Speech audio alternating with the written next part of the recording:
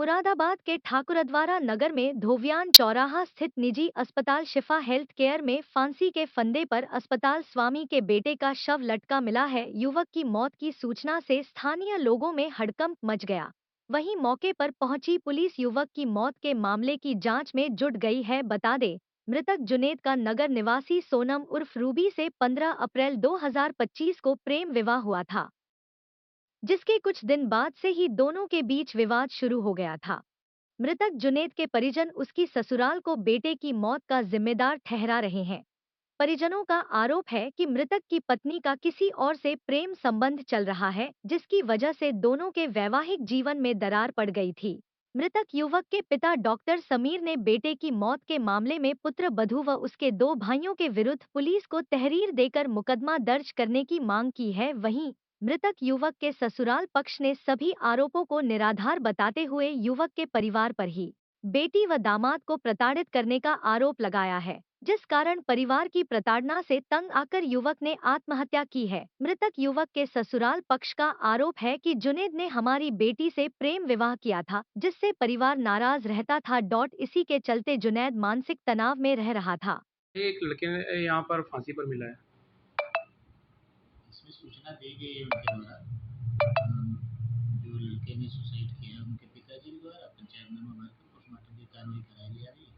उसके बाद जांच की जाएगी, जो भी तथ्य प्रकाश में आए तदनुसार कार्रवाई की जाएगी। तो मृतक के परिजनों का आरोप है कि उसके जो पत्नी और भाई हैं उन्होंने जो है फांसी लगी। फिजिकली तो जो है मृतक जो है अपने ही क्लिनिक पर, अपने पिताजी के क्लिनिक पर मौजूद है। अब वो तो मौजूद है नहीं।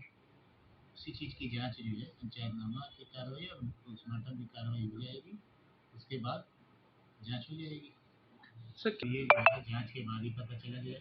क्या इतना जरूर बताया नहीं जा सकता क्या कारण है। मेरे भाइयों ने, मेरे दोनों ने उन्हें मारा है। मेरा लौटा था घर में, मारने भैया मुझे मारने के लिए आए थे। यहाँ खड़े हो गए, मुझे मारने की धमकी दे रहे थे। यूँ कहते तेरे भैया को छोड़ूंगा ना, और इसी बॉम्बे गए थे तेरे भैया के साथ जाऊंगा। सब सोना लेकर, पैसा लेकर सब चले गए अपने साथ। और मेरे भैया को मारने की धमकी दी। अगर उसे सजा न मिली ना, बहुत बुरा हो जाएगा। मेरे भैया को इंसाफ मिला। नाम है आपका? मेरा नाम डॉक्टर समीर। आज क्या हुआ है आपके यहाँ? आज के बाद मेरे बेटे की मौत हुई। कितने साल का बेटा? 23 साल का लड़का था। क्या वजह रही है?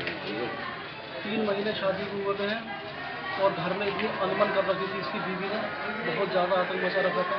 इसके घर वालों ने भी, लड़की घर वालों ने आते थे, डराते थे, धमकाते थे कि अलग करो, साझे करो। और हमारे पास में जो है उसकी माँ भी बहुत बड़ी चढ़ाती थी। उसकी रिकॉर्डिंग मेरे पास में है, सारी रिकॉर्डिंग उसकी माँ की मेरे पास में है। उसकी माँ ये कहती थी कि यहाँ घर पर आई है तो कोई काम धंधा किसी तरह का कुछ मत करना, किसी तरह का कोई काम धंधा मत करना, बीमारी का नाटक करके पड़ जाना और तुझसे कहें तो ये कहना कि मेरी तबीयत खराब है। शादी कहाँ से हुई थी? शादी यहाँ उनकी मुंडो पे से हुई थी। तो अब यहाँ कब से नहीं थी बहू आपकी? यहाँ कल गई है। कल इसका भैया आया था हमारे पीछे, मैं भी मौजूद नहीं था, मेरी घरवाली मौजूद नहीं थी। और मेरे दोनों लड़कियों को मारा, पीटा। और जो मैंने चीज़ जेवर इसे चढ़ाया था, वो चीज़ जेवर उन्होंने सब कुछ उठाया। उठाने के बाद में सीधा अपने मैके चली गई। आपकी गैर मौजूदगी में? मेरी, हमारी गैर मौजूदगी में चली गई। मोहल्ले वाले सारे गवाह हैं। अब क्या हुआ बेटे के साथ? अब मेरे बेटे के साथ में ये हुआ था कि रात जिस टाइम मैं इधर को निकल के जा रहा था तो मेरे बेटे को ये दोनों भैया मिलके मार रहे थे। और दूसरा एक भैया और आएगा शराबी, और वो खींच रहे थे कि इसे ले जाके मारो।